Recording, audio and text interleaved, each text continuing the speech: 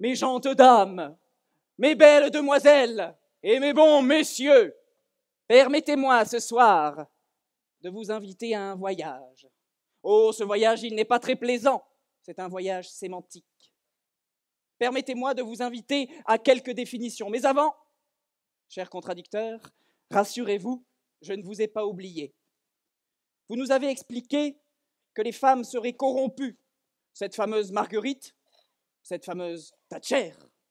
Eh bien, cher ami, que faites-vous? Que faites-vous de la Vierge Marie? Que faites-vous de Mère Teresa? Quelle indignité!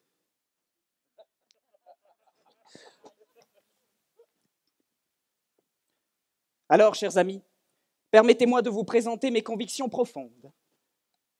Je pense que l'émancipation, c'est la liberté. Mais pas la liberté que vous avez définie, non. Une liberté particulière, en ce sens où elle va nous permettre de nous affranchir, de nous arracher d'un lien, d'une entrave, d'un état de dépendance. Autrement dit, l'émancipation, la liberté, c'est ce qui va mener à l'indépendance. Mais cette indépendance, elle n'est pas celle que vous avez entendue, chers contradicteurs. C'est une autre indépendance dont je parlerai par la suite. L'émancipation, c'est l'indépendance, tandis qu'au contraire, la corruption, c'est un état de dépendance envers ses désirs. Ainsi, vous comprenez bien que l'émancipation étant l'indépendance, elle ne peut pas mener à la corruption. Mais permettez-moi d'aller un petit peu plus loin dans le sujet. Si je crois que l'émancipation, c'est l'indépendance, je pense aussi que cette indépendance, c'est une véritable arme.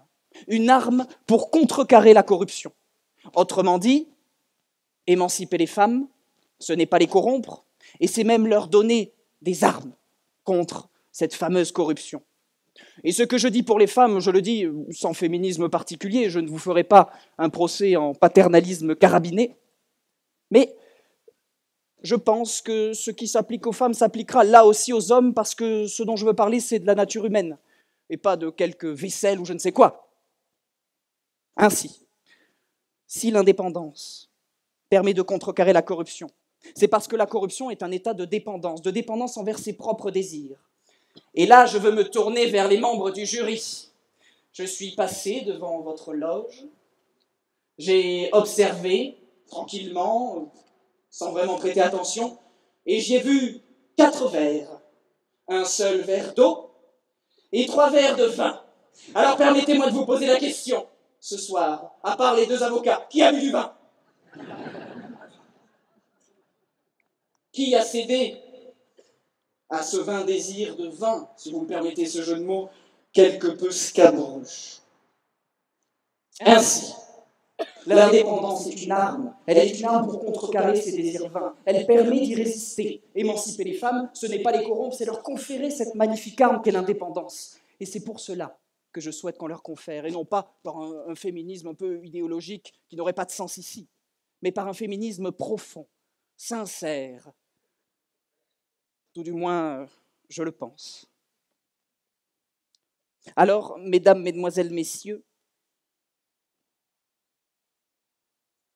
si je peux vous livrer 2 dernières pensées. Tout d'abord, chers contradicteurs, vous nous avez expliqué que vous vous sentez trop homme, mais il y a des solutions pour cela.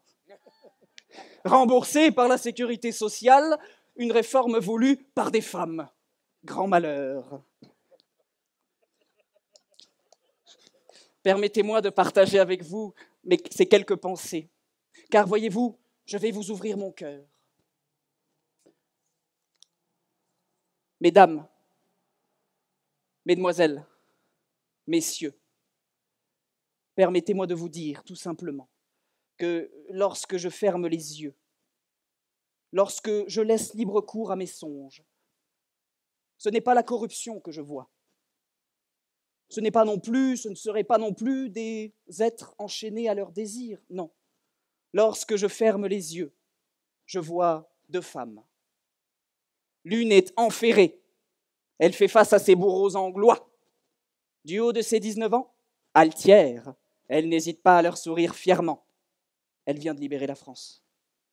Dans un ultime râle d'agonie, elle contemple les fumées de son bûcher. De ces mêmes fumées, va naître, va surgir 4 siècles plus tard, cette autre femme. Coiffée du bonnet phrygien, elle se distingue nettement de la foule. Dominant les corps des soldats de Charles X, elle semble animée d'une passion ardente. Que fait-elle? Elle brandit un drapeau tricolore, c'est celui de la France. Et c'est aussi celui de la liberté. Marianne, Jeanne, ces 2 femmes symbolisent l'émancipation de leur genre, certes, mais elles symbolisent aussi l'émancipation de l'être humain, émancipation pour affronter la corruption, naturellement, mais émancipation aussi comme chemin universel pour atteindre sa destination d'homme, liberatio ergo sum. Je m'émancipe, donc je suis.